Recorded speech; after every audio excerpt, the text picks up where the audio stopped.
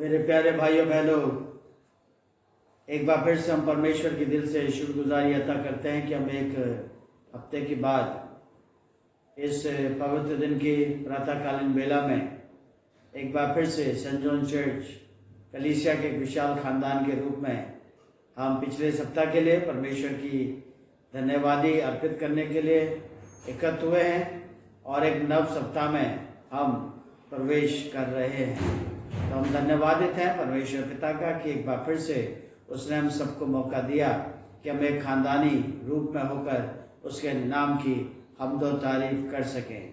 आज जबकि पवित्र आत्मा के पर्व के उपरांत 24वां रविवार मनाया जा रहा है और इस मौके पर खुदा का कलाम फरमाता है कि यहोवा का धन्यवाद करना भला है, क्योंकि हे यहोवा तूने मुझको अपने काम से आनंदित किया है और मैं तेरे हाथों के कामों के कारण जय जयकार करूँगा।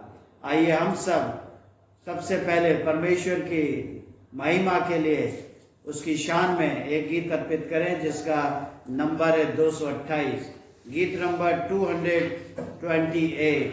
आसमान बयान करते हैं रब का जलाल।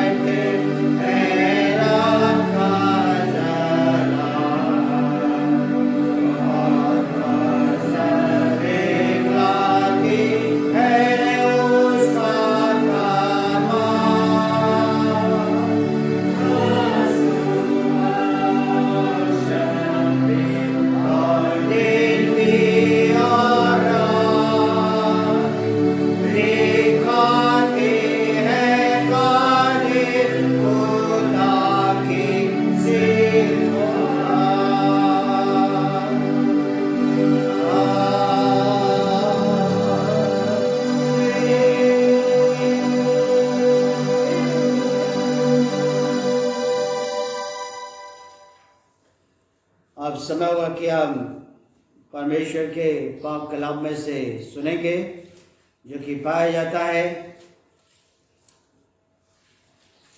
संत मत्ती की इंजील उसका 25वां अध्याय उसके 14वें पद से लेकर 30वें पद तक।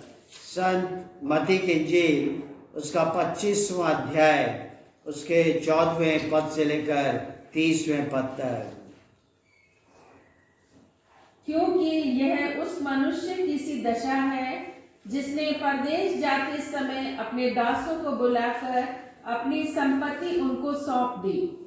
उसने एक को 5 तोड़े, दूसरे को 2 और तीसरे को 1, अर्थात हर एक को उसकी सामर्थ्य के अनुसार दिया, और तब परदेश चला गया। तब जिसको 5 तोड़े मिले थे उसने तुरंत जाकर उनसे लेन देन किया और 5 तोड़े और कमाए। इसी रीति से जिसको 2 मिले थे उसने भी 2 और कमाए। परंतु जिसको 1 मिला था उसने जाकर मिट्टी खोदी और अपने स्वामी के रुपये छिपा दिए। बहुत दिनों के बाद उन दासों का स्वामी आकर उनसे लेखा लेने लगा। जिसको 5 तोड़े मिले थे उसने 5 तोड़े और लाकर कहा, हे स्वामी, तूने मुझे 5 तोड़े सौंपे थे, देख मैंने 5 तोड़े और कमाए हैं। उसके स्वामी ने उससे कहा, धन्य हे अच्छे और विश्वास योग्य दास, तू थोड़े में विश्वास योग्य रहा, मैं तुझे बहुत वस्तुओं का अधिकारी बनाऊंगा, अपने स्वामी के आनंद में सहभागी हो। और जिसको 2 तोड़े मिले थे उसने भी आकर कहा, हे स्वामी, तूने मुझे 2 तोड़े सौंपे थे, देख मैंने 2 तोड़े और कमाए। उसके स्वामी ने उससे कहा, धन्य हे अच्छे और विश्वास योग्य दास, तू थोड़े में विश्वास योग्य रहा, मैं तुझे बहुत वस्तुओं का अधिकारी बनाऊंगा, अपने स्वामी के आनंद में सहभागी हो। तब जिसको 1 तोड़ा मिला था उसने आकर कहा, हे स्वामी, मैं तुझे जानता था कि तू कठोर मनुष्य है, तू जहां कहीं नहीं बोता वहां काटता है और जहां नहीं छींटता वहां से बटोरता है। इसलिए मैं डर गया और जाकर तेरा तोड़ा मिट्टी में छिपा दिया।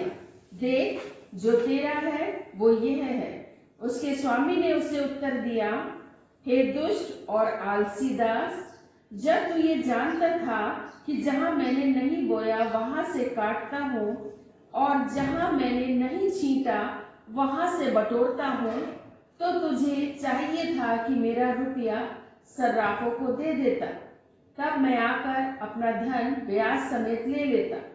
इसलिए वो तोड़ा उससे ले लो और जिसके पास 10 तोड़े हैं उसको दे दो, क्योंकि जिस किसी के पास है उसे और दिया जाएगा और उसके पास बहुत हो जाएगा, परंतु जिसके पास नहीं है उससे वह भी जो उसके पास है ले लिया जाएगा। और इस निकम्मे दास को बाहर के अंधेरे में डाल दो, जहां रोना और दांत पीसना होगा। ये ख्रीस्त का सुसमाचार है। हे प्रभु यीशु, आपकी स्तुति हो। हम प्रार्थना करें। परमेश्वर पिता, परमेश्वर पुत्र और परमेश्वर पवित्र आत्मा के नाम में आमीन। मेरे प्यारे भाइयों बहनों, एक बार फिर से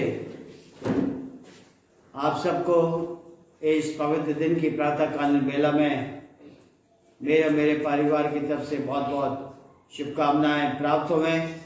परमेश्वर पिता के हम हृदय से आभारी हैं, धन्यवादित हैं कि उसने मुझे और आप सबको पिछले 1 सप्ताह अपनी सुरक्षा में रखा, अपने पवित्र पंखों के तले रखा, अपने बेशकीमती लहू के बाड़े में मुझे और आपको बांध कर रखा है। और आज मेरी और आपकी जीवितता इस बात को साबित करती है कि परमेश्वर मुझे और आपको जो वरदान मिले हुए हैं या जो मुझे और आपकी योग्यता मिली हुई है उसका वो बहुतायत से इस्तेमाल करना चाहता है। और आज उत्तर भारत की कलीसिया के पंचांग के मुताबिक जो आज मेडिटेशन का हमारा विषय है वो विषय यही है कि परमेश्वर हमसे हमारे समय और हमारे वरदान या योग्यता का लेखा लेगा। तो हम परमेश्वर के दिल से शुक्रगुजार हैं, जबकि आज इस विषय को लेकर पूरे उत्तर भारत की कलीसियाएं परमेश्वर की आराधना कर रही हैं, उसके जीवित कलाम को पढ़ रही हैं और उस जीवित कलाम के ऊपर चिंतन मनन कर रही हैं। तो मैं और आप भी इस श्रृंखला में उन उत्तर भारत की कलीसिया के तमाम विश्वासियों के साथ आज अपने आप को पा रहे हैं। मेरे और आपकी मंडली में या आपकी कलीसिया में बहुत से ऐसे भाई बहन होते हैं या पाए जाते हैं जो कि ये सोचते हैं कि वो परमेश्वर के लिए बहुत ही अद्भुत कार्य कर रहे हैं या परमेश्वर के लिए बहुत ही सामर्थ्य के काम कर रहे हैं और उनके काम के द्वारा परमेश्वर की सामर्थ मानव जाति के ऊपर या मानव जाति के मध्य में प्रकट हो रही है। लेकिन हमारे लिए ये जानना बहुत ही आवश्यक है या अति महत्वपूर्ण है कि हम प्रभु परमेश्वर की इच्छा को पूर्ण कर रहे हैं, उसकी इच्छा के अनुसार कर रहे हैं, उसकी इच्छा को अपनी सेवकाई में, अपने मिनिस्ट्री में, अपने जीवन की गतिविधियों में तवज्जो दे रहे हैं या नहीं दे रहे हैं। जो सवाल मेरे और आपके जीवन में या मेरे और आपके समक्ष खड़ा होता है वो ये होता है कि हम निसंदेह परमेश्वर के लिए बहुत सामर्थ्य के काम कर रहे हैं, उसकी गवाही के लिए, उसकी महिमा के लिए सामर्थ्य का काम कर रहे हैं। लेकिन सवाल ये है कि क्या मैं और आप वो काम परमेश्वर की इच्छा के अनुसार कर रहे हैं?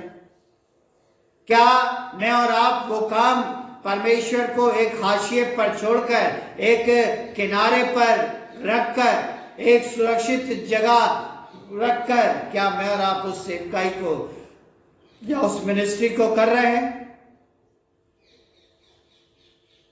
जब हम सेवकाई करने का दम भरते हैं या अपने आप को प्रकट करते हैं या दिखाने की कोशिश करते हैं तो दो बातों के अधीन मैं और आप अपने जीवन को पाते हैं।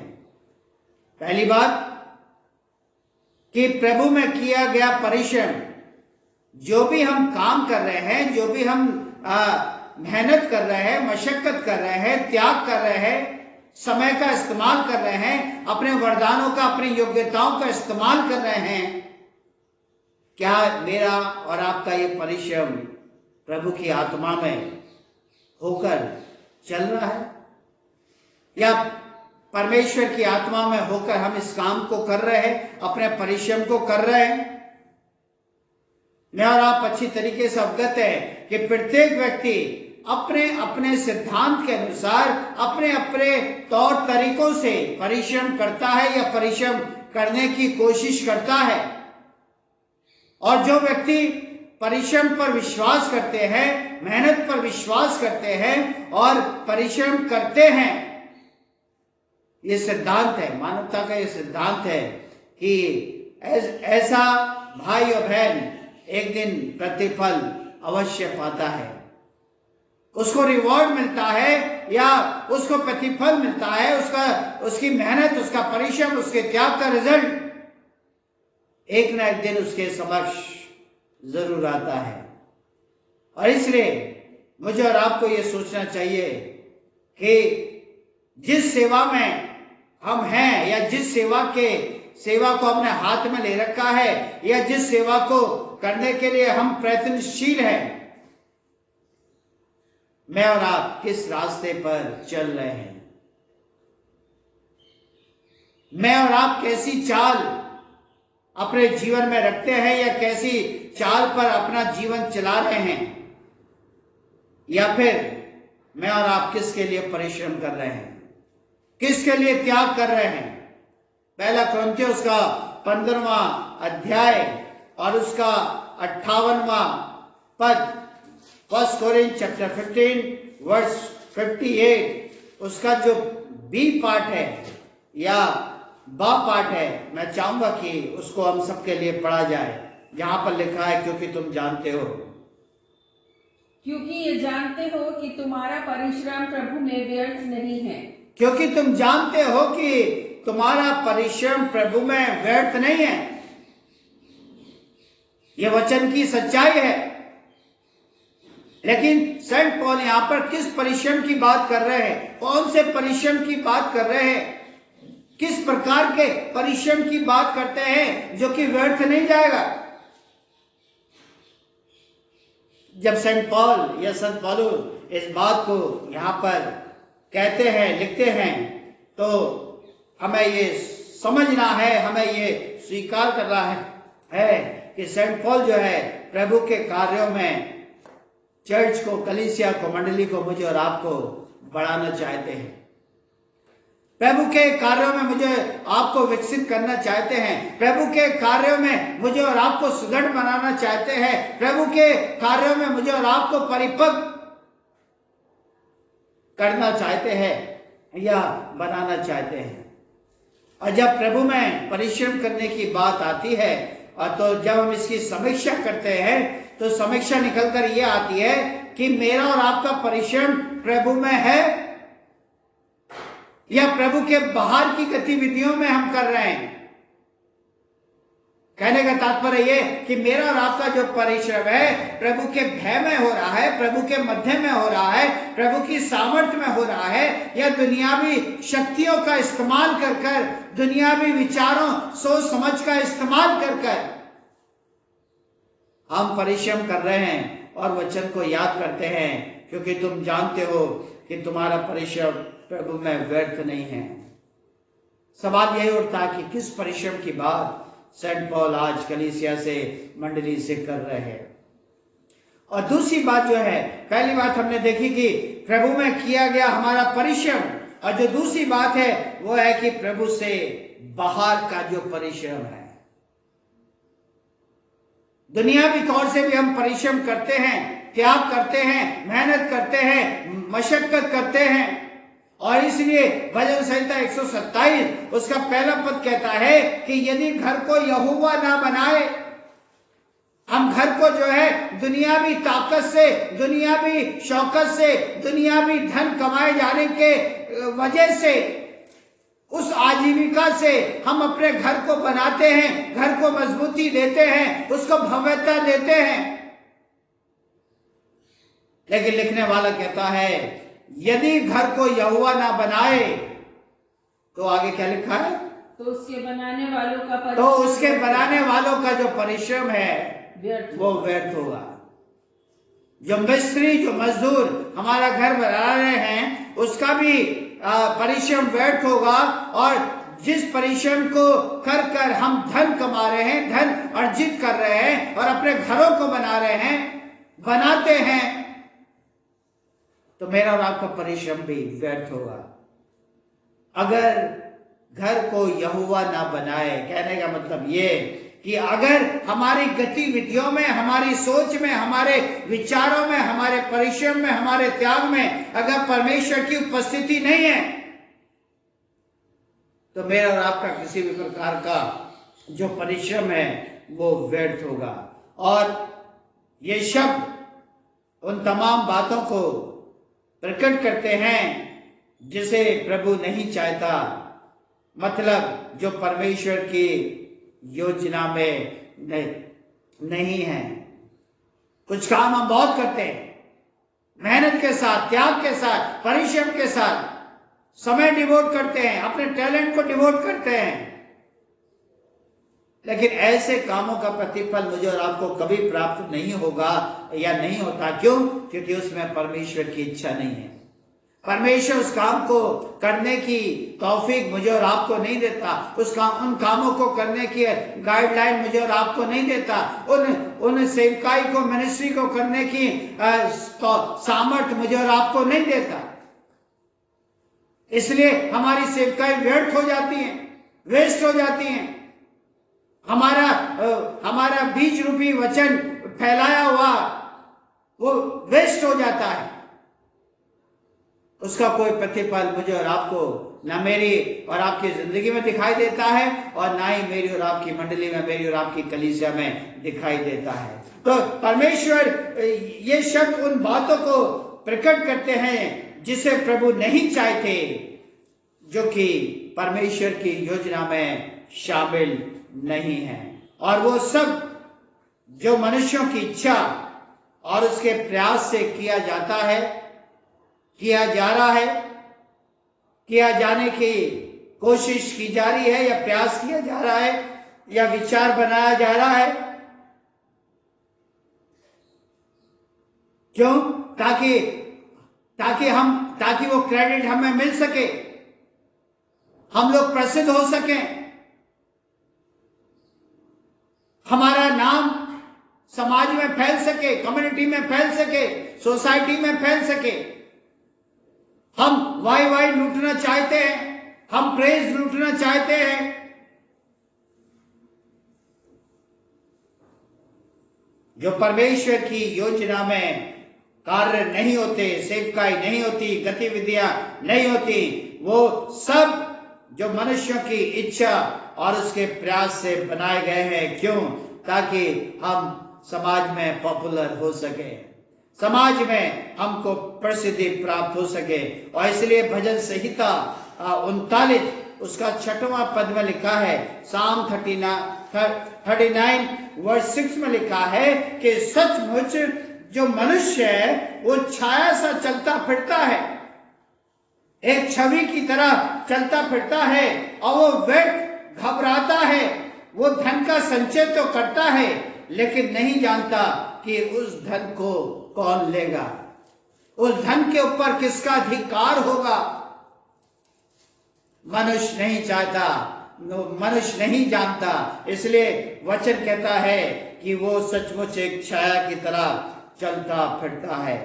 मेरे प्यारे भाइयों बहनों, ये सारी चीजें जो परमेश्वर की योजना से दूर है, परमेश्वर की योजना में शामिल नहीं दिखाई देती है, वे सारी योजनाएं, वो सारे विचार, वो सारी सोच सब व्यर्थ का समय व परिश्रम कर रहे हैं, अपने समय को बर्बाद कर रहे हैं, अपने समय को खो रहे हैं, अपने समय को व्यर्थ कर रहे हैं, और उन गतिविधियों में शामिल होते हुए, उन सेवकाई और मिनिस्ट्री में शामिल होते हुए अपने परिश्रम को व्यर्थ कर रहे हैं।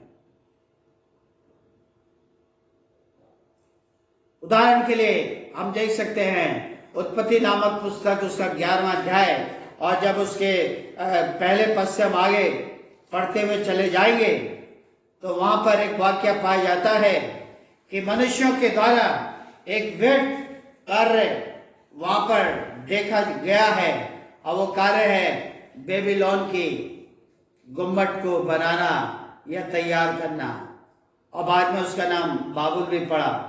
वो एक ऐसी मीनार बनाना चाहते थे जो कि गगनचुंबी रहे, आकाश से बातें कर सके, उनको प्रसिद्धि प्राप्त हो सके। और आज मैं और आप अपने बीच में देखते हैं कि पूरी दुनिया में व्यक्तिगत तौर से, पारिवारिक तौर से, सामाजिक तौर से, राजनीतिक तौर से बहुत से भाई बहन, बहुत से संगठन, बहुत सी समितियां ऐसे कार्य करने की कोशिश करती है जिससे कि उनका नाम गिनीज बुक में लिखा जाए, केवल नाम के लिए, प्रसिद्धि के लिए, रिकॉर्ड के लिए। उन कामों को पूरी दुनिया में, पूरे देशों में बहुत से समाज, बहुत से लोग, बहुत से संगठन, बहुत सी राजनीतिक पार्टियां इन कार्यों को कर रही है। उससे स्पष्ट होता है केवल ये क्रेडिट लेना चाहते हैं, अपना नाम रोशन करना चाहते हैं, अपनी प्रसिद्धि को गेन करना चाहते हैं। और यही कुछ यहाँ पर बेबीलोन में हो रहा है कि वो एक ऐसी गुम्बद, एक ऐसी मीनार बनाना चाहते थे जो कि आसमान से बातें कर सके। और फिर हम पढ़ेंगे तो पाएंगे तो परमेश्वर ने देखा कि ये तो एक ही भाषा के बोलने वाले लोग हैं, एक ही समाज के लोग हैं, एक ही कल्चर के लोग हैं। ये किस बात का क्रेडिट चाहते हैं, किस बात की प्रसिद्धि चाहते हैं। और परमेश्वर ने फैसला किया हम इनके बीच में जाएंगे, इनके बीच में उतरेंगे और इनकी भाषाओं में विभिन्नताएं या भिन्नताएं उत्पन्न कर देंगे। और हम आगे बढ़ते चले जाएंगे तो पता लगेगा कि जो एक ही भाषा के बोलने वाले थे वो डिफरेंट भाषाएं बोलने लगे या उन भाषाओं का इस्तेमाल करने लगे और एक दूसरे की बातों को वो समझ नहीं पा रहे हैं, एक दूसरे की योजनाओं को वो समझ नहीं पा रहे हैं। लिहाजा उनका जो ऑब्जेक्ट था कि हम गगनचुंबी इमारत बनाएं या मीनार बनाएं, वहां पर वो फेल हो गए। अब और आगे चल के हम उसका रिजल्ट वहां पर देखते हैं। कहने का मतलब यह है कि उनका ये प्रयास जो कि पूर्ण तौर से मानवीय तौर से था, मसीह के बाहर, ये परमेश्वर के बाहर जो शक्तियां थी उन शक्तियों का उन्होंने उपयोग किया, उन संसाधनों का उन्होंने उपयोग किया, उन विचारों का, उन सोच का उन्होंने उपयोग किया और इस बेबीलोन की गगनचुंबी इमारत को वो बनाना चाहते हैं। मेरे प्यारे भाइयों बहनों, परमेश्वर मुझे और आपको सिखाता है कि जो कुछ हम अपने व्यक्तिगत, पारिवारिक, कलीसियाई जीवन में परिश्रम करते हैं, वो सारा प्रयास, वो सारा परिश्रम, वो सारे उद्देश्य, सारे ऑब्जेक्ट, सारे प्रोजेक्ट यीशु मसीह में होना बहुत ही जरूरी है। हम चाहे अपने जीवन का यापन करने के लिए कोई छोटा काम शुरू करें, कोई बड़ा काम शुरू करें, हम अपने जीवन को व्यतीत करने के लिए चाहे हम कोई छोटा सा घर बनाएं, चाहे कोई हम बड़ा सा घर बनाएं,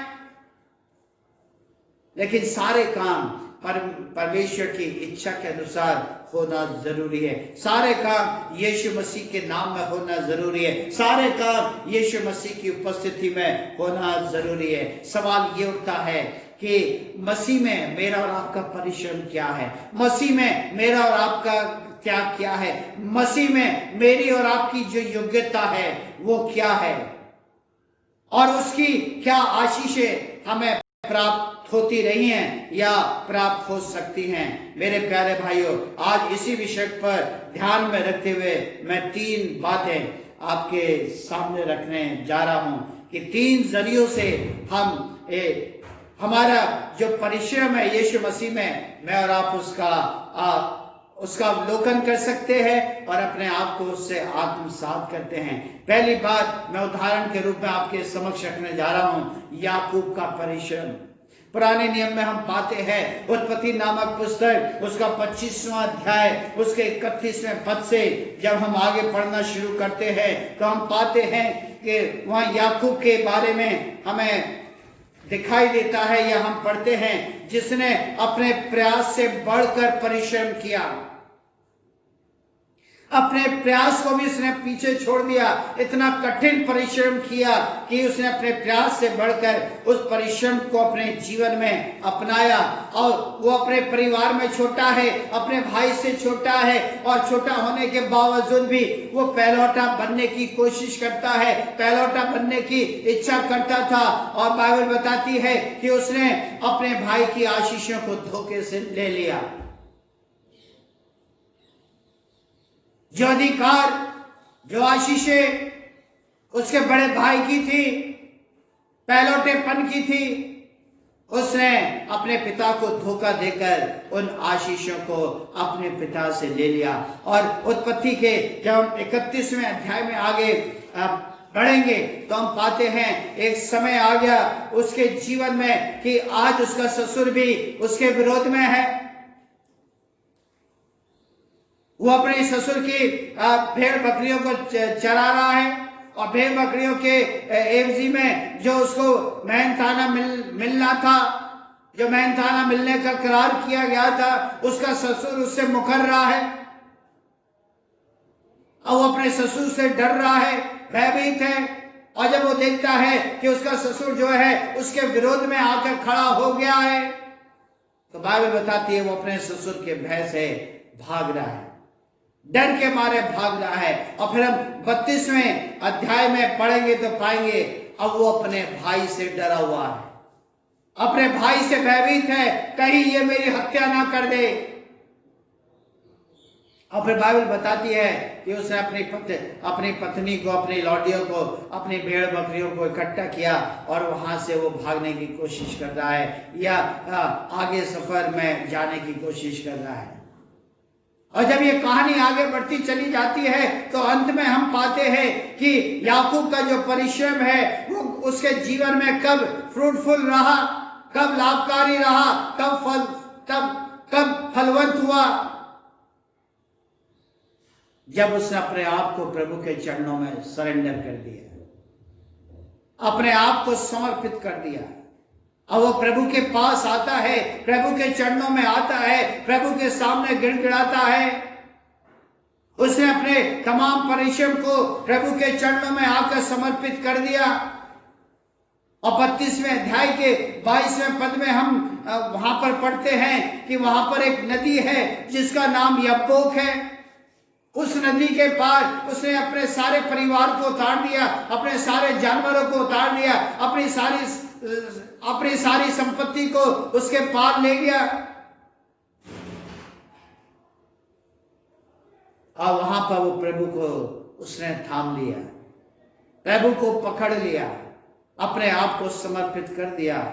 और उसने, बाइबल बताती है, जब परमेश्वर ने उसके इस एटीट्यूड को देखा, इस डेडिकेशन को देखा, तब वचन में लिखा है कि परमेश्वर ने आशीषों की वर्षा उसके ऊपर कर दी, उसने आशीषों को प्राप्त कर लिया। मेरे प्यारे दोस्तों, मैं कहना चाहता हूं, यदि हम मनुष्य के प्रयास से धन प्राप्त करते हैं, मनुष्य के प्रयास से प्रसिद्धि प्राप्त करते हैं, मनुष्य के प्रयास से ख्याति प्राप्त करते हैं, मनुष्य के प्रयास से अपने शान और शौकत को हम बढ़ाना चाहते हैं, बढ़ते हुए देखना चाहते हैं, अपने घरों को भव्य रूप में देखना चाहते हैं, अपने जीवन को एक सुंदर रूप में देखना चाहते हैं, उसके साथ जीवन व्यतीत करना चाहते हैं, जब हम मनुष्य की सहायता से या मानवीय सहायता से हम आगे बढ़ना चाहते हैं, विकसित होना चाहते हैं, तो ये निश्चित है कि मेरे और आपके जीवन में एक डर बना रहता है,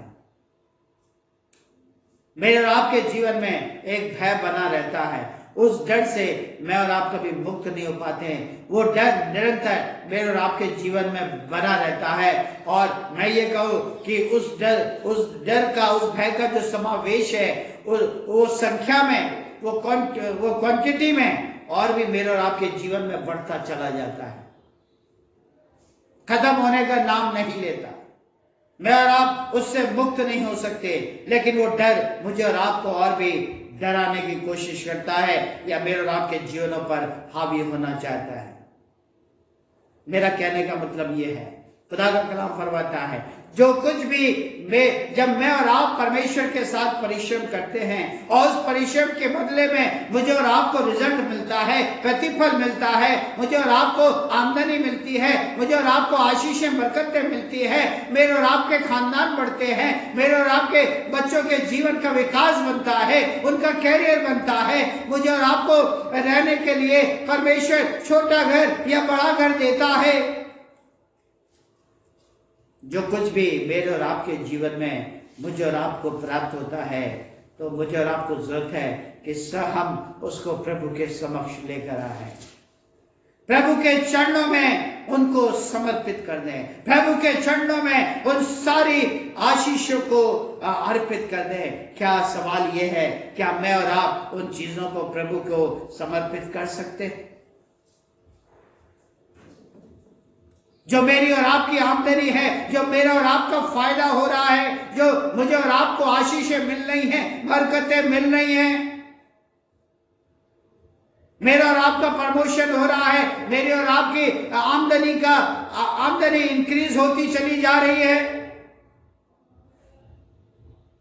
मेरे और आपके घर की जो चीजें हैं, जो वस्तुएं हैं, उनमें इजाफा होता चला जा रहा है। क्या मैं और आप उन चीजों को प्रभु के चरणों में ला सकते हैं? क्या मैं और आप उन चीजों को प्रभु को समर्पित कर सकते हैं? क्या मैं और आप उन चीजों को समर्पित कर कर प्रभु से और भी आशीषों को प्राप्त कर सकते हैं? तो याकूब का परिश्रम, जो कि कलीसिया के लिए एक पारिवारिक परिश्रम का रोल मॉडल है, हम इसके द्वारा अपने जीवन को यापन कर सकते हैं। और जो दूसरी बात है वो है मानव का परिश्रम, जिसका मतलब है अपने, जब परमेश्वर एक पति पत्नी के रूप में मुझे और आपको ब्लेस करता है और परमेश्वर की दया पति पत्नी के जीवनों पर पड़ती है और वो पति पत्नी के रिश्ते के द्वारा वो संतान की प्राप्ति भी करते हैं कि किसी को बेटा मिलता है, किसी को बेटी मिलती है, लेकिन उस बेटा बेटी के माध्यम से वो समाज में, सोसाइटी में एक माता पिता का उनको ताज मिलता है, एक माता पिता का उनको आदर मिलता है। और न्यायों की पुस्तक उसका 13वां अध्याय उसके दूसरे पद में हम यहां पर पाते हैं, हम देखते हैं कि वहां शिमशोन के बारे में लिखा है। शिमशोन के पिता का नाम मानो है और उसकी माता के बारे में पाते हैं जो कि बांस थी। और हम न्यायों की पुस्तक उसका 13वां अध्याय उसके 8वें पद में लिखा हुआ है, तब मालो ने यहोवा से ये विनती की, हे प्रभु तू मेरी विनती को सुन। परमेश्वर का वो जन जिसे तूने मेरी पत्नी के पास भेजा था वो फिर हमारे पास आए और हमें बताए, हमें सिखलाए कि जो बालक हमारे जीवन में आने वाला है, जो बालक मेरी बांझ पत्नी के माध्यम से उत्पन्न होने वाला है, हम इसका क्या करें, कैसे इसका स्वागत करें, कैसे इसकी परवरिश करें, किस उद्देश्य के लिए इसका पालन पोषण करें। हम चाहते हैं उस दूत को आप हमारे बीच भेजें।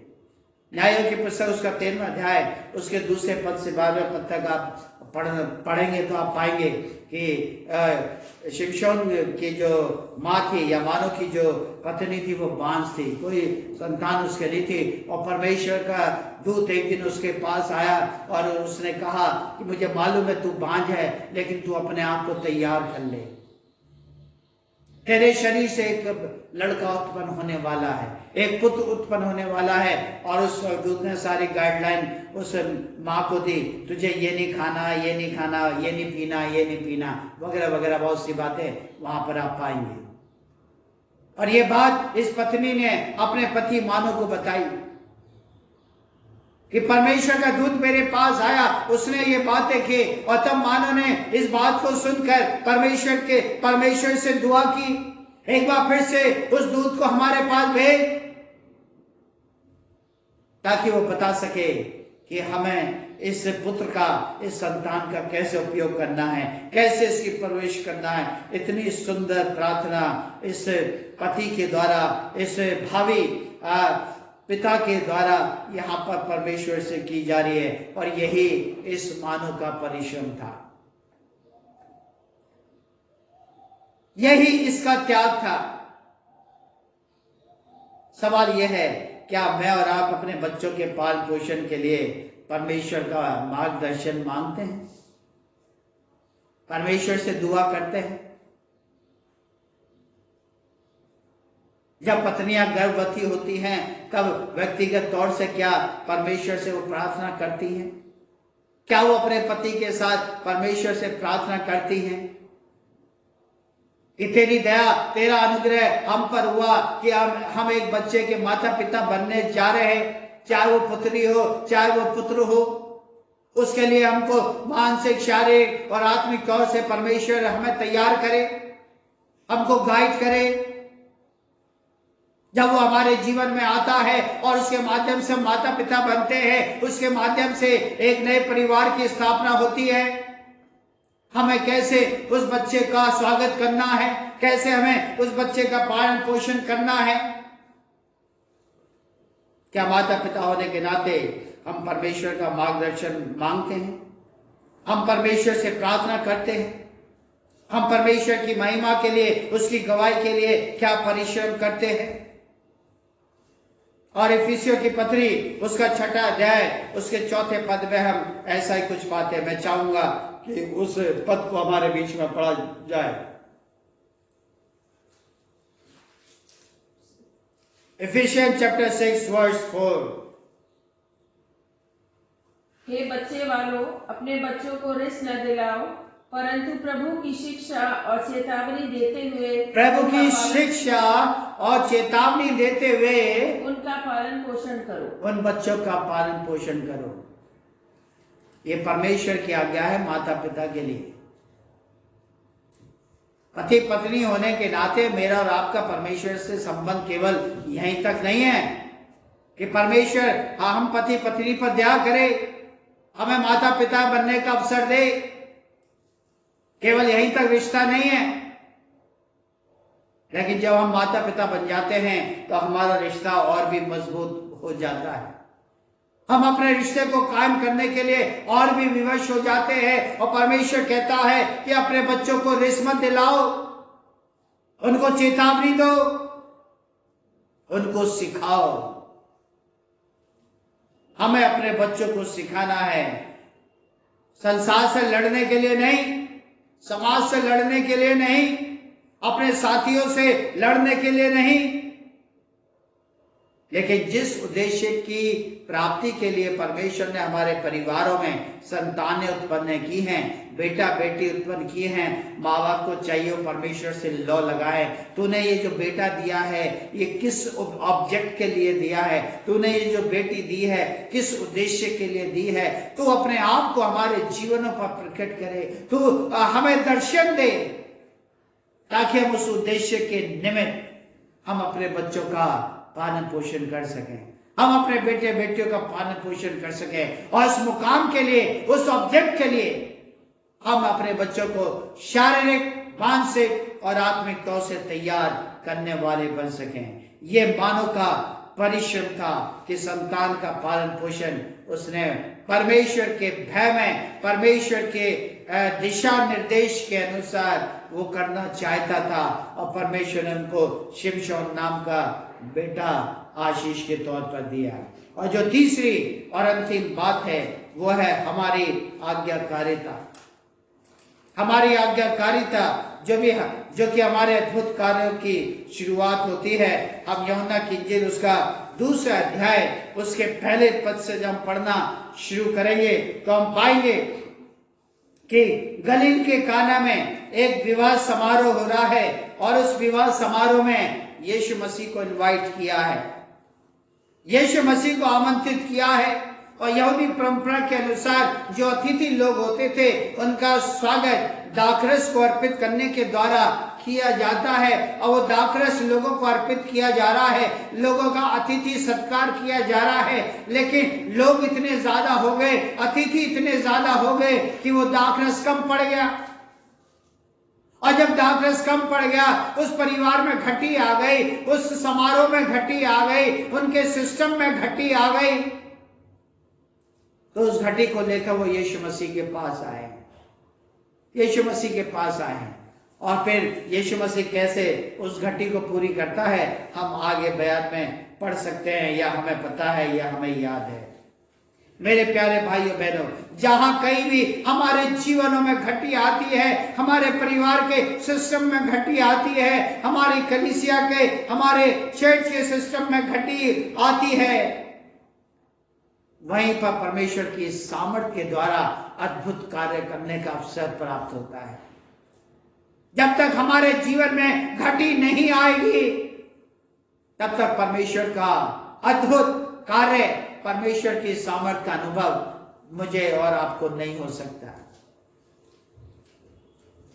एक बुजुर्ग भाई से मेरी बात हो रही थी, मुझे याद नहीं है, काफी पुरानी बात है, लेकिन इस मौके पर मुझे केवल एक वाक्य याद आ रहा है। उन्होंने मुझसे कहा कि परिवार को पालने का, बच्चों को मजबूती प्रदान करने का एक ही जरिया है फादर साहब, और वो जरिया ये है, आप अपने जीवन में कितने ही धनवान हो जाएं, आपकी तनख्वाह कहां से कहां पहुंच जाए, आपका व्यवसाय कहां से कहां पहुंच जाए, कितनी प्रसिद्धि आपको क्यों ना बढ़ जाए, कितनी ख्याति आपकी क्यों ना बढ़ जाए, आपका घर 1 से 2 घर क्यों ना हो जाए, आपका रहन सहन कितने ही उच्च कोटि का क्यों ना हो जाए, लेकिन अपने बच्चों की परवरिश हमेशा अभावग्रस्त में करने की आवश्यकता है। बच्चों के जीवन में अभाव की स्पिरिट होना, अभाव की आत्मा होना, अभाव की सोच होना, वो बहुत आवश्यक है। और जब वो सोच बच्चों के जीवनों में रहती है, बेटे बेटियों के जीवन में रहती है, तो वो सोच उनके दृढ़ संकल्प को मजबूत बनाती है, उनके विश्वास को मजबूत बनाती है। वो इस दुनिया में कुछ कर गुजरना चाहते हैं, मेहनत करने की जो भावना है वो उनकी और तीव्र हो जाती है, त्याग करने की जो भावना है उनकी वो और भी तीव्र हो जाती है। वो मेहनत करना चाहते हैं, त्याग करना चाहते हैं, रातों की नींद गंवाना चाहते हैं, अपने शरीर को थकाना चाहते हैं, क्योंकि वो मानवीय शक्ति पर जीवन व्यतीत नहीं करना चाहते। जो माँ बाप के पास कमाया हुआ धन है उस पर अपने आप को निर्धारित नहीं करना चाहते, उस पर अपने आप को केंद्रित करना नहीं चाहते, लेकिन वो कुछ स्वयं करना चाहते हैं, स्वयं कमाना चाहते हैं, इसलिए उनका जीवन सफल होता है।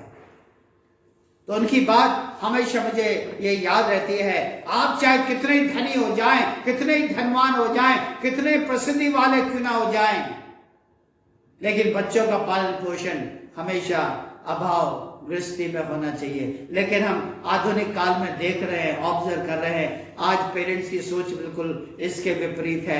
पेरेंट्स सोचता है कि जो कमियां हमारे जीवन में थी, जो घटियां हमारे जीवन में थी, कम से कम संसाधनों में हमने अपना जीवन व्यतीत किया, कम से कम कपड़ों में हमने अपना जीवन व्यतीत किया, कम से कम खाने पीने की चीजों में हमने अपना जीवन व्यतीत किया। आज परमेश्वर ने हमें इतना मजबूत किया है, इतना हमें अनुग्रहित किया है कि हम अपने बच्चों के जीवन में वो दृश्य नहीं लाना चाहते, हम अपने बच्चों के जीवन में वो भाव नहीं लाना चाहते, हम अपने बच्चों के समक्ष वो क्राइसिस नहीं लाना चाहते। और यही कारण है कि आज माता पिता फेल हो रहे हैं, यही कारण है आज हमारे नौजवान बच्चे फेल हो रहे हैं। मेरे प्यारे भाइयों बहनों, कहने का मतलब यह है कि जब हमारे जीवनों में घटियां होती हैं, हमारे जीवनों में कमी का अनुभव होता है, वही परमेश्वर के अद्भुत काम के लिए अवसर प्राप्त होता है। उसकी सामर्थ को हमारे जीवन में, हमारे परिवारों में, हमारी कलीसियों में काम करने के लिए अवसर प्राप्त होता है। क्या मैं और आप कभी अपने पारिवारिक जीवन में घटी का अनुभव करते हैं? क्या कभी मैं और आप अपने व्यक्तिगत जीवन में घटी का अनुभव करते हैं? यदि हम अपनी समस्याओं को, अपनी घटियों को यीशु मसीह को बताते हैं, यीशु मसीह के पास लाते हैं, उसके चरणों में अर्पित करते हैं, तो शायद मेरे और आपके द्वारा किया गया कार्य ये बहुत पर्याप्त है, परमेश्वर को स्वीकार करने के लिए पर्याप्त है। यीशु मसीह को, हमारे समर्पण को देखने के लिए ये मेरा और आपका प्रयास काफी पर्याप्त है। मेरे प्यारे दोस्तों, जब मैं और आप अपनी समस्याएं बिना मनुष्यों के पास जाए, बिना मानवता के पास जाए, बिना समाज की शक्तियों के पास जाए, जब मैं और आप अपनी घटियां, अपनी समस्याएं यीशु मसीह के पास लेकर आते हैं, तो वो सब काम करते हैं जिनको करने की आज्ञा प्रभु ने हमें दी है। मैं और आप इन घटियों को लेकर जब यीशु मसीह के पास आते हैं, तो यीशु मसीह मेरे और आपके जीवन से जो कुछ चाहता है, मैं और आप इन गतिविधियों के द्वारा उन कामों को करते हैं, उन परिश्रम को करते हैं, उन त्याग को अर्पित करते हैं जिनकी आज्ञा यीशु मसीह ने मुझे और आपको दी है। और मेरे प्यारे भाइयों बहनों, यही मेरा और आपका त्याग है, यही मेरा और आपका परिश्रम है, यही मेरे और आपके समय का उपयोग है, यही मेरे और आपको जो परमेश्वर ने योग्यताएं दी हैं उन योग्यताओं को इस्तेमाल करने का तरीका है। आज्ञाकारिता में होते हुए मैं और आप परिश्रम करते चले जाएं। परमेश्वर ने जो मुझे और आपको आज्ञा दी है, एक विश्वासी होने के नाते, एक मसीही होने के नाते मैं और आप उन परिश्रम को निरंतर करते चले जाएं, ये जानकर कि मेरा और आपका प्रयास कभी भी व्यर्थ नहीं होगा। इसलिए अंत में मैं फिर भजन संहिता 127 उसका पहला पद कहना चाहता हूं, यदि घर को यहोवा ना बनाए तो उस बनाने वाले का जो परिश्रम है वो व्यर्थ होगा। परमेश्वर हम सबको आशीषों से परिपूर्ण करे, आमीन। इससे पहले कि हम प्रार्थना में जाएं, एक बार फिर से मैं आपको सूचित करना चाहता हूं कि आने वाले दिनों में हमारी कलीसिया में नौजवान बच्चों के विवाह होने जा रहे हैं। जैसा कि हम जानते हैं कि आगरा लोकल एडमिनिस्ट्रेशन के लीडरशिप में होते हुए आगरा शहर के सभी बड़े धार्मिक धर्म स्थल बंद है। आवाम का या भक्तजनों का अधिक संख्या में वहां पर इकट्ठा होना अभी लाजमी नहीं है या उसकी आज्ञा हम सबको नहीं मिली है, और इस वजह से ये विवाह जो है एक विशेष लाइसेंस के द्वारा, जो कि बिशप ऑफ आगरा या डायसिस ऑफ आगरा के बिशप के माध्यम से हमको प्राप्त हुआ है, और इन लाइसेंस के माध्यम से ये भविष्य में विवाह संपन्न होने जा रहे हैं। कल 16 तारीख है और भाई एडविन मसीह की बेटी डॉर्कस मसीह का विवाह धर्मेंद्र लूका विश्वासी, जो कि बल्लभगढ़ शहर डिस्ट्रिक्ट फरीदाबाद के रहने वाले हैं, उनका विवाह कल शाम को सेंट जॉन चर्च पर 4 बजे होना करार हुआ है। उसके बाद 19 नवंबर को बेटे सौरभ जेम्स मसीह, जो कि डॉक्टर संजय मसीह और सुनीता मसीह के बेटे हैं, इनका विवाह 19 नवंबर को Pratika Roston Methodist Church Barabanki Uttar Pradesh में शाम को 4 बजे होने जा रहा है। और उसके बाद 21 नवंबर को सलील स्मिथ, जो कि मिस्टर डेरिक स्मिथ और मिसेस आरती स्मिथ के बेटे हैं, इनका विवाह अदिति पंत, जो कि फर्स्ट चर्च रतलाम मध्य प्रदेश में शाम को 5 बजे होने जा रहा है। तो आपसे गुजारिश है कि आप इन नौजवानों को और इनके माता पिताओं को अपने व्यक्तिगत और पारिवारिक प्रार्थनाओं में उठाए रखें, ताकि उस शहर के लोकल एडमिनिस्ट्रेशन के दिशा निर्देश के अनुसार ये अपने नौजवान बच्चों का विवाह संपन्न करने में कामयाब रहे, और परमेश्वर अपनी उपस्थिति उन स्थलों पर बनाए रखे, अपने बेशकीमती लहू का बाड़ा उन सारे प्रेमिसेस को, उन सारे स्थानों को, उन सारे गिरजाघरों को अपने बेशकीमती लहू के बाड़े से उनको बांध के रखे। आइए, समय होगा कि हम कुछ समय प्रार्थना में जाएंगे।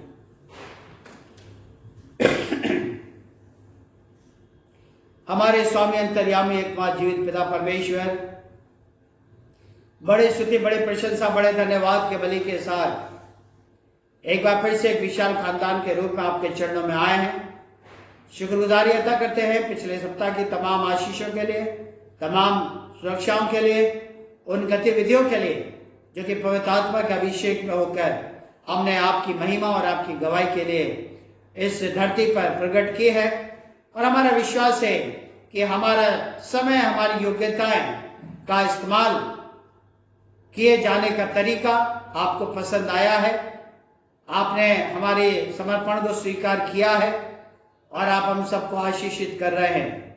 लेकिन अगर जाने अनजाने में कहीं कोई गलती हुई है तो एक बार फिर से हम तहे दिल से आपसे माफी मांगते हैं और आपसे गुजारिश करते हैं कि अपना माफीनामा हाथ हमारे जीवनों पर बढ़ाएं, हमको टच करें, ताकि पिता परमेश्वर इस सप्ताह में उन गलतियों की या खामियों की पुनरावृत्ति ना हो सके जो कि इस सप्ताह में हमने की है, लेकिन हम वही कार्य कर सके जिन कार्यों को संपन्न करने के लिए आपने ये नव सप्ताह हमको प्रदान किया है।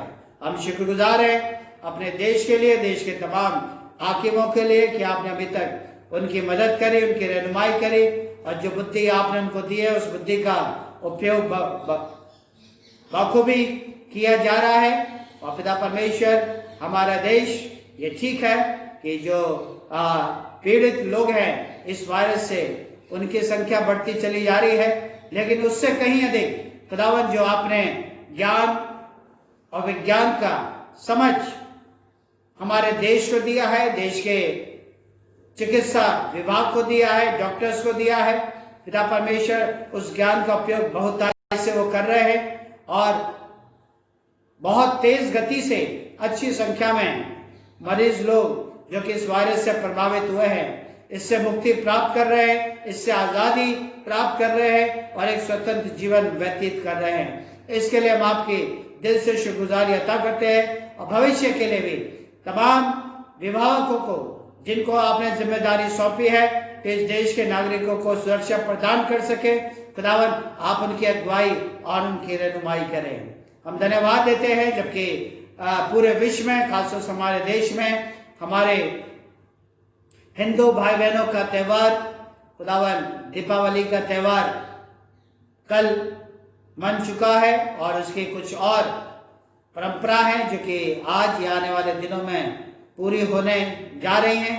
पिता परमेश्वर इस देश पर आपकी आशीष है, आपकी दृष्टि बनी रहे और लोगों को ऐसा मन, ऐसे स्वभाव से परिपूर्ण करें कि एक दूसरे का ख्याल रखते हुए, एक दूसरे की चिंता करते हुए, एक दूसरे को प्रेम पूर्वक अपनी शुभकामनाएं अर्पित करते रहे और किसी को भी जान माल का नुकसान ना होने पाए।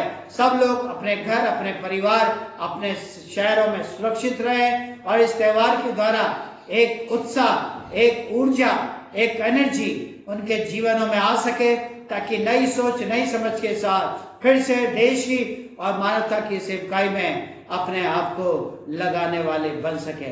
पिता परमेश्वर हम प्रार्थना करते हैं उन सभी भाई बहनों के लिए जिनका कि पिछले सप्ताह में ये वर्षगांठ आई थी। खुदावन 9 नवंबर को बहन सिंथिया बर्केट और 11 तारीख को बहन शीबा डेविड, बेटी सुमिति सिंह और 12 तारीख को बहन कृतिका दयाल और 14 तारीख को भाई अनंत अब्राम और आज 15 तारीख है बहन निशा मसीह। इन भाई बहनों की वर्षगांठ आई है और निसंदेह इस वर्षगांठ का उन्होंने विशेष रीति से, विशेष विश्वास और मजबूती में होकर स्वागत किया है और दिल से आपके शुक्रगुजार हैं। इनके विश्वास के तहत आने वाले वर्ष के लिए इनका जीवन, इनकी सेवकाई और खासतौर से इनका स्वास्थ्य हम आपके हाथों में सौंप देते हैं। आप इनकी सुधि लें, निगहबानी चौपानी करें और अपने दर्शन से इनको लवरेज करें। साथ ही साथ प्रार्थना करते हैं हम भाई अभिषेक, उनकी पत्नी अलीशा के लिए, जबकि 9 तारीख को उनकी वेडिंग एनिवर्सरी थी। भाई राहुल और उनकी पत्नी अरु मैसी के लिए उनकी 12 तारीख को वेडिंग एनिवर्सरी थी और भाई डेविड मैसी और उनकी पत्नी महिमा मैसी के लिए इन दोनों की जो वैवाहिक वर्षगांठ थी वो 11 तारीख को थी। खुदावन इन सभी भाई बहनों पर, इन पति पत्नियों पर, माता पिताओं पर आपकी आशीष बनी रहे। आप इनकी सुधि लें, निगहबानी चौपानी करें, आप इनके परिवार को ब्लेस करें और होने दीजिए उस दर्शन से निरंतर लवरेज लें ताकि जिस दर्शन के तहत आपने इनको जोड़े रखा, इनको एक पति पत्नी बनने का अवसर मिला और आपके अनुग्रह के द्वारा प्यारे बेटे बेटियों के माध्यम से इनको माता पिता बनने का भी अवसर मिला है या मिलने जा रहा है। तो पिता परमेश्वर आप इनकी मदद करें, अगुवाई करें ताकि जिस उद्देश्य के लिए आपने एक परिवार के रूप में इनकी रचना की है उस उद्देश्य के निमित्त अपने जीवन को यापन कर सके, समाज में मानवता की सेवकाई को अर्पित कर सके, आपके लिए विश्वास गवाह बन सके और अपने बच्चों का पालन पोषण आपके भय, आपके प्रेम में करने वाले बन सके। अंत में हम प्रार्थना करते हैं अपने डायसिस के लिए, डायसिस के तमाम पदाधिकारियों के लिए, खासतौर से अपने हाकिम बिशप प्रेम प्रकाश हाबिल साहब के लिए कि आपने उनकी मदद करी, अगुवाई करी, दाहिने धर्मी हाथ से आपने सबको संभाल कर रखा और भविष्य के लिए इनका जीवन, इनकी सेवकाई और खासतौर से इनका स्वाद हम आपके हाथों में सौंप देते हैं। एक दोस्त, एक पिता की हैसियत से आप इनको थाम के रखें, जबकि उनके सामने डायसिस को चलाने के लिए एक बहुत बड़ी चुनौतियां इस कोविड-19 के दौरान आई है। पिता परमेश्वर, हमारा विश्वास है कि आप बहुतायत से अपना पराक्रमी हाथ इनके जीवनों पर, इनकी सोच, इनकी समझ पर बनाए रखेंगे और अपनी सारी घटियों को पूरी डायसिस के नागरिकों को लेकर आपके सामने रख रहे हैं, रखने जा रहे हैं और निसंदेह हमारा विश्वास है आपकी सामर्थ, आपका पराक्रम इनके माध्यम से डायसिस ऑफ आगरा के प्रत्येक नागरिक के जीवन में होने पाएगा। पिता परमेश्वर, हम प्रार्थना करते हैं इन तमाम नौजवानों के लिए जिनका भविष्य में विवाह होने जा रहा है, जिस तरीके से शारीरिक तौर से, ये मानसिक तौर से इस रिश्ते के लिए अपने आप को तैयार कर रहे हैं, खासतौर से आत्मिक तौर से अपने आप को तैयार करने वाले बन सकें। और ये हमेशा विचार रखें जो निर्णय आपकी पवित्र हैकल में ये लेने जा रहे हैं, जीवन का सबसे अहम निर्णय होगा और जब एक बार ये इस निर्णय को ले लेंगे, एक पाक रिश्ते में जुड़ जाएंगे, उसके बाद वापस देखने का मौका इनके पास नहीं होगा। इनके माता पिता को, इनके गार्जियंस को, इनके भाई बहनों को आपके हाथों में सौंप देते हैं। सबको इस बदलते मौसम से बचाए रखें और अपनी बुद्धि, अपने विवेक से इनको परिपूर्ण करें, ताकि इस विपरीत परिस्थितियों में होते हुए, नाजुक स्थितियों में होते हुए जो मानवता के लिए जरूरी रिक्वायरमेंट है, मांग है, उसको अपने जीवन में मद्देनजर रखते हुए या सर्वोच्च पर ही रखते हुए खुदावन अपनी खुशियों का आदान प्रदान कर सके या अपनी खुशियों को सेलिब्रेट करने वाले बन सकें। आप हमारी विनती को सुने, आपके मीठे और पवित्र नाम से मांग लेते हैं, आमीन। हे हमारे पिता, तुझे स्वर्ग में है, तेरा नाम पवित्र माना जाए, तेरा राज्य आए, तेरी इच्छा स्वर्ग में पूर्ण होती है वैसे पृथ्वी पर भी हो। हमारे दिन भर की रोटी आज हमें दे, हमारे अपराधों को क्षमा कर जैसे हमने अपराधियों को क्षमा किया है, हमें परीक्षा न पड़ने दे परंतु बुराई से बचा, क्योंकि राज, पराक्रम और महिमा अब और सर्वदा तेरे हैं, आमीन। अब हमारे प्रभु यीशु क्रिस्त का अनुग्रह और परमेश्वर पिता का प्रेम और पवित्र आत्मा की सहभागिता हम सब के साथ, हमारे परिवारजनों के साथ और तमाम विश्वासियों के साथ अब से लेकर सदा तक होती रहे, आमीन।